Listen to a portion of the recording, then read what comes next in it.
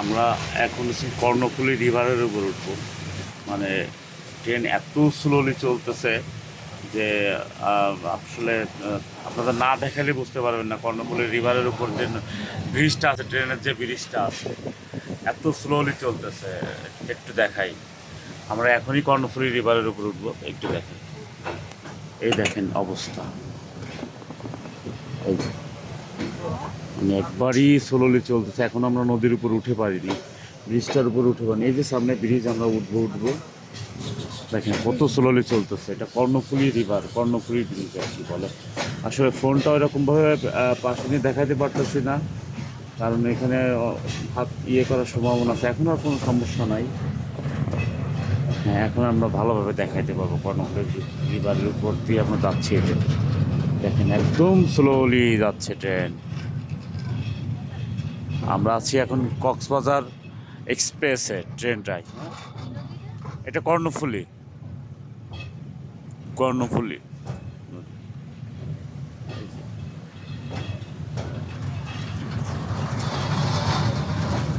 দেখা যাচ্ছে কতটুকু জানি না, তো যতটুকু সম্ভব দেখানোর চেষ্টা করতেছি। ওই যে মাছ ধরতেছে কিভাবে জেলেরা, জাল কিভাবে বেঁধে রাখছে। সুন্দর রিভারটা।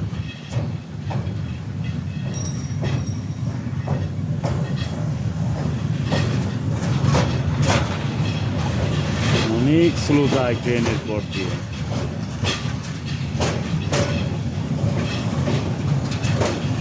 ওই যে ওখানে তিন মোহনা দূরে দেখা যাচ্ছে, তিন মোহনা এসে মিশছে ওখানে। জেলেরা কিভাবে কিভাবে মাছ ধরতেছে দেখো।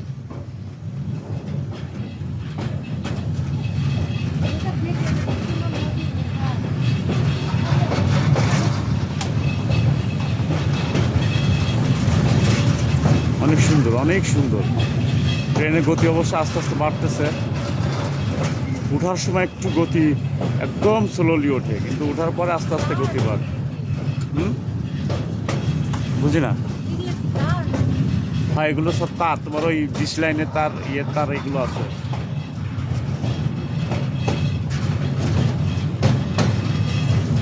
সম্পূর্ণ নদীটা পার হওয়া কীভাবে আমরা দেখালাম আর।